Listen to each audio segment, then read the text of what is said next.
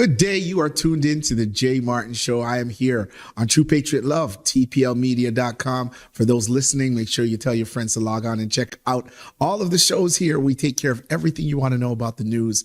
And today I am exercising my happiness, but not usual. I got a special guest that's with us today.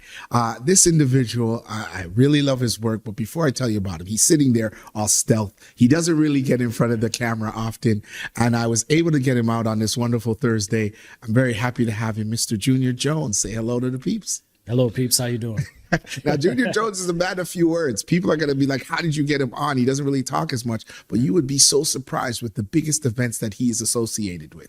Now, he came on the scene. A lot of people heard about this barbecue or this party people are having on a rooftop in the summertime. And I get a call from someone going, hey, there's this Junior Jones party. I'm like, well, who's this Junior Jones and what's this party about?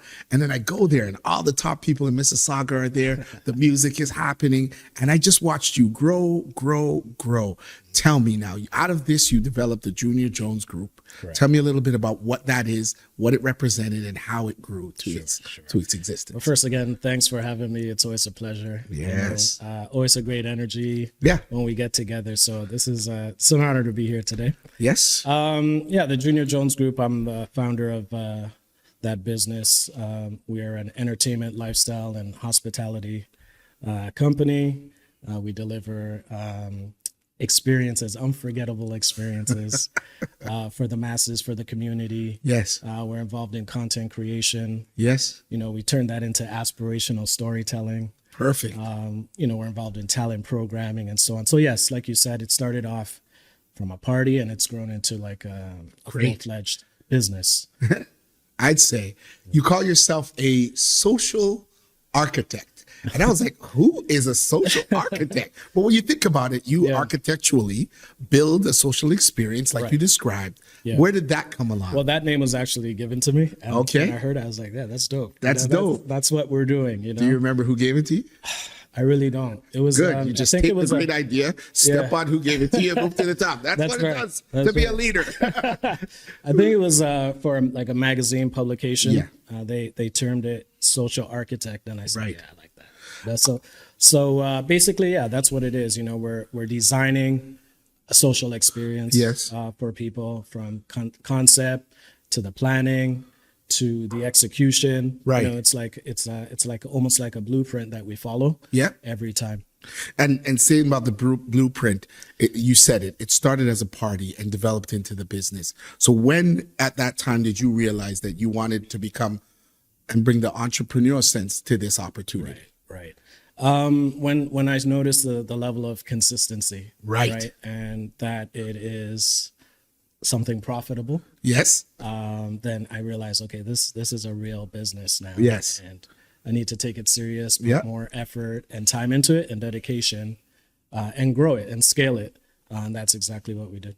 Scale it and grow it is something we talk about with little businesses. Yeah. You've taken the likes of this business to North America, Europe. If anyone follows the Junior Jones page, you'd swear he's tapped into the lifestyle of the rich and famous. Yeah. And as it's evolved and grown from a party into the business, tell me some of the experiences that you've received worldwide, outside of the GTA of Toronto or Canada, that you've received that you didn't expect or expect happens to how people socialize in other parts of the world. I mean, I have I've been fortunate enough to travel quite a bit around the world, and through those experiences, like you said, you do see experience different cultures, the way people move to different sounds and beats, the different types of music, and I sort of absorb all of that, when I'm anywhere in the world, and see how I can present it here in Toronto. Actually, the way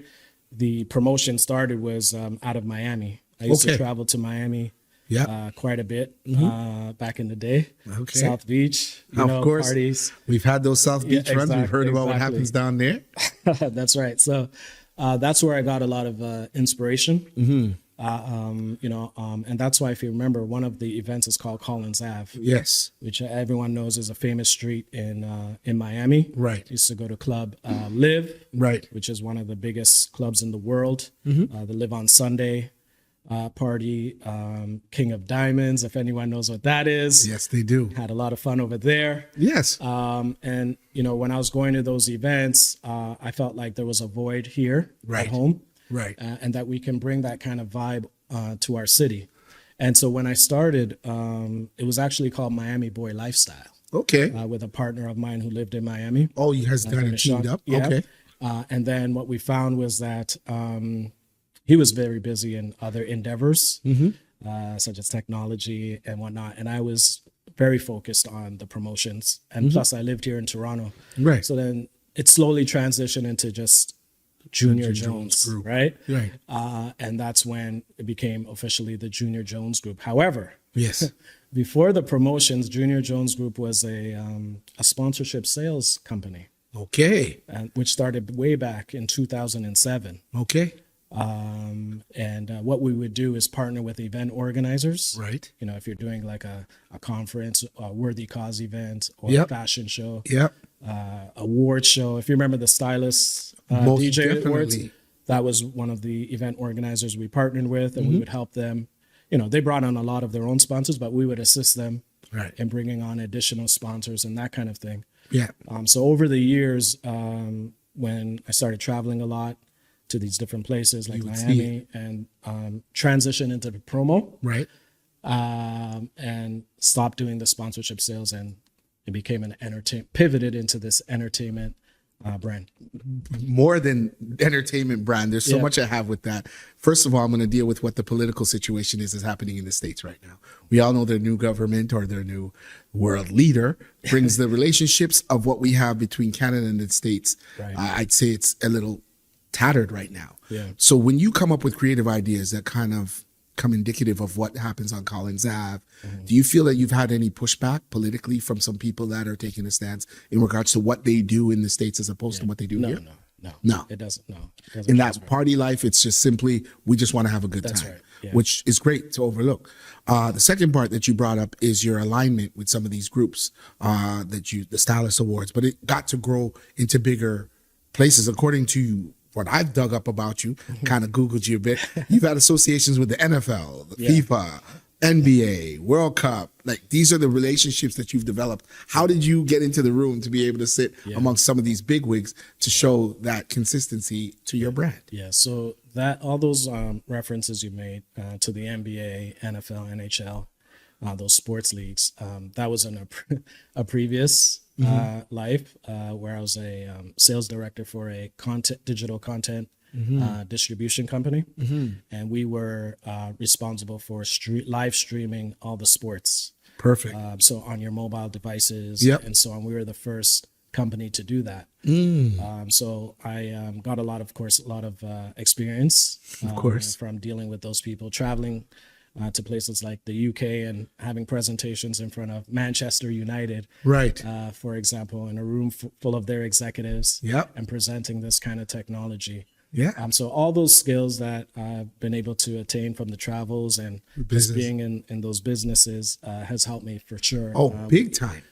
Big time. And that's what I'm trying to say. If a guy sits in a room with a group of Man U executives, it shows you that you're not scared to be around great people, or popular people, which leads me to my next question. I'd be walking around. If you follow Junior Jones's page, you see him there with Rick Ross, another one. You get all of these celebrities that are around you. They're like, "Hi, Junior." I'm like, I haven't seen this in years. How did you become so acquainted with some of the French Montana? All these guys that are big rap stars all know who Junior Jones is. How did this happen? Like, dude, I'm comedy. I'm funny. People know me, but them cats don't know me. How they know you? And it just, I don't know. I just, being in the right rooms Right. often enough, Right.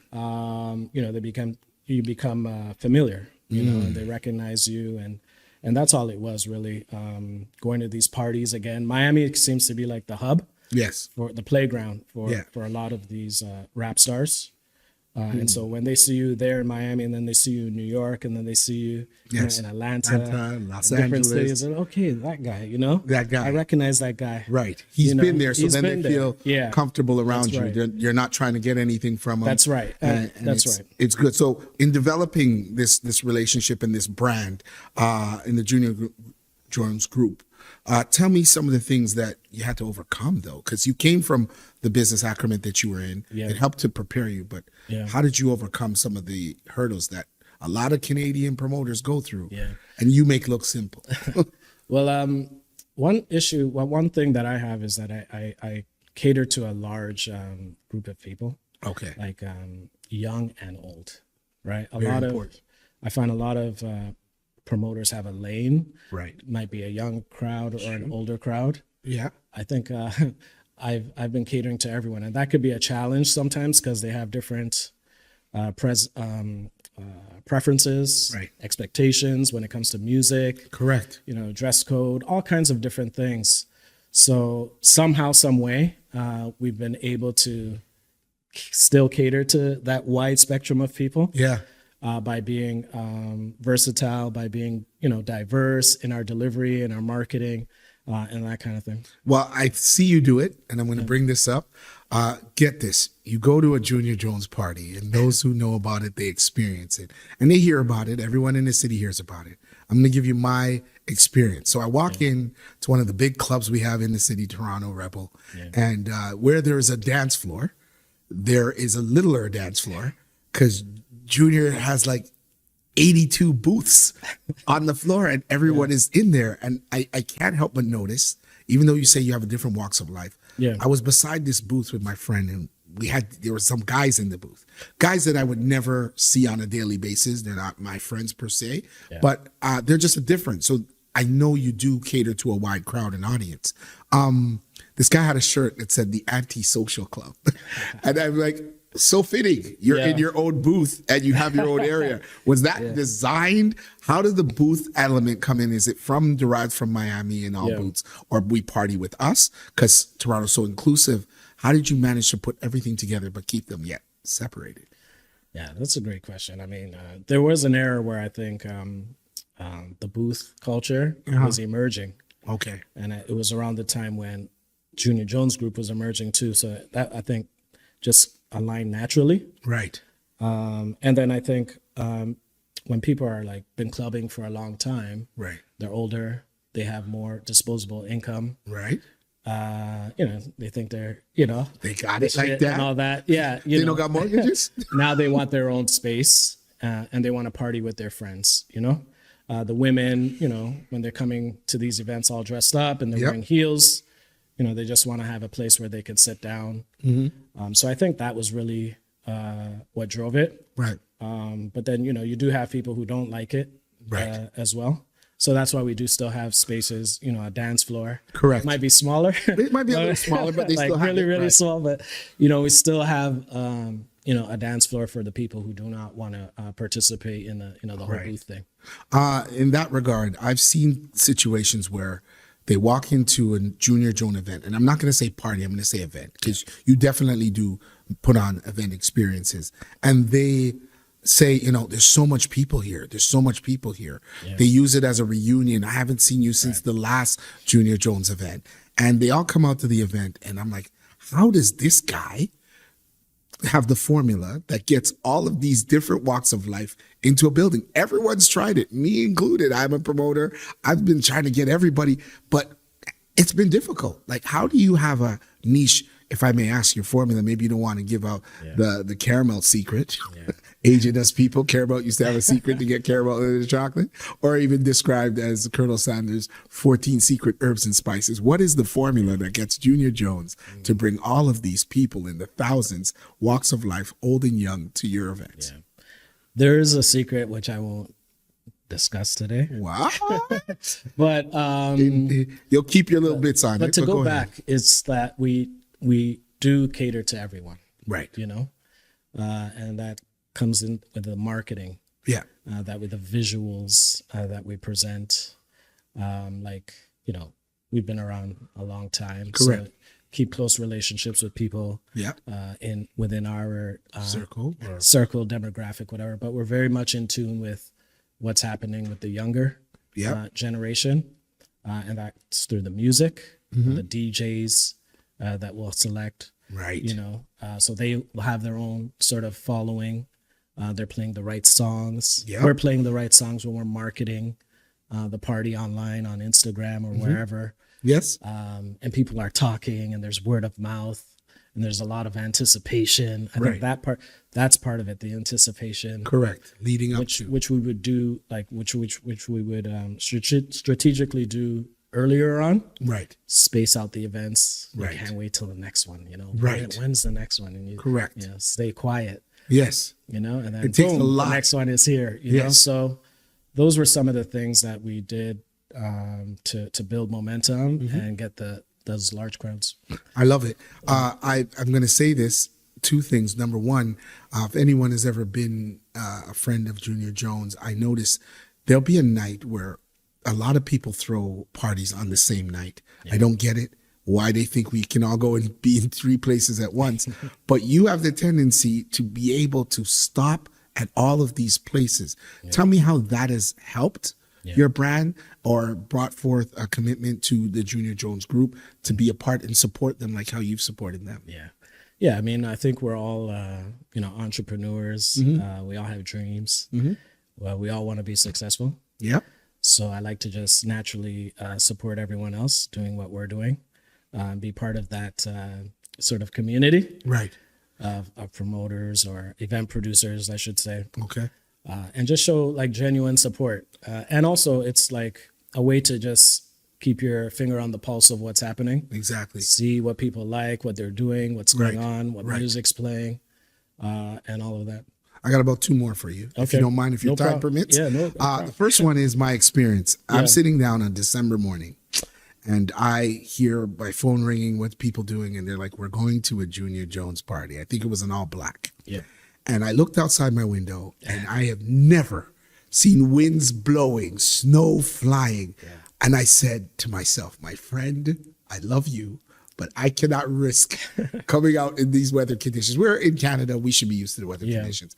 And I feared that this would have single-handedly destroyed your event. Yeah. And then I wake up the next morning and I see video, like you described, pictures of thousands of people. Yeah. Explanation, please. Yeah. Junior Jones, explanation. Yeah. How do we know they're coming to you in any weather? Yeah, that one was really interesting. It was amazing. That day, the mayor, John Tory, went on City TV and said, if you don't have to go anywhere today, stay home. Exactly. I was like, oh my gosh. Just killed me. One single shot. But that party, that event had so much anticipation. And because it was an event where you had to dress up, people already bought their outfits, made preparations, got babysitters, did whatever they, traveled from wherever they may have been coming from, New York or Buffalo or whatever, Montreal. And they were here. And they were determined to go. Nothing was going to stop them, right? So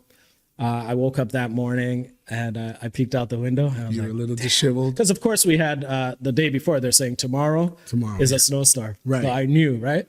And I was like, hopefully it won't be so bad. But when I woke up and I looked out that window, it was extremely bad. Yeah, but your DJ showed up. Yeah, everyone. Yeah, so I wrote, I put together like a message to post on Instagram. That we're going. First thing I did was I called the venue and I said, hey, what do you guys think? Should we do this or not? Yeah. I said, what are you talking about, Junior? We're already here. We're ready to go. Yes. And I said, okay, cool. So I wrote out a little note to send out and like a PSA and say, hey, look, we're still going. Safety is the number one concern. Of course. If you can take another form of transportation down here, like Uber or Lyft or whatever, do that. Carpool, drive slow. Yeah. There's going to be a coat check. Yes. You could put your sno boots in there, your umbrellas, whatever, but the party is on, and that's good. Like you said, it was an amazing turnout, great party. And, I wish I was there. It was epic. Well, looking ahead, how do you see the future of entertainment on a whole? It's changing,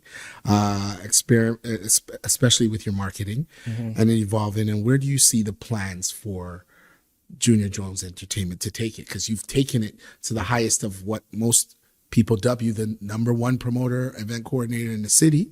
How do you take it to another level? Yeah. I think luckily entertainment is something that I think people always want. Yes. It's an escape from the day-to-day of work and everything else, whether it's comedy.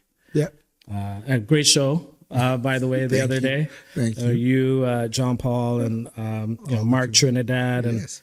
the whole team. It was an amazing show. Thanks for the VIP treatment. Of course. Well, We were a little nervous, though. Were you? You thought we were going to crack on Yeah, you? we were sitting at the front, and we're like, oh, shit.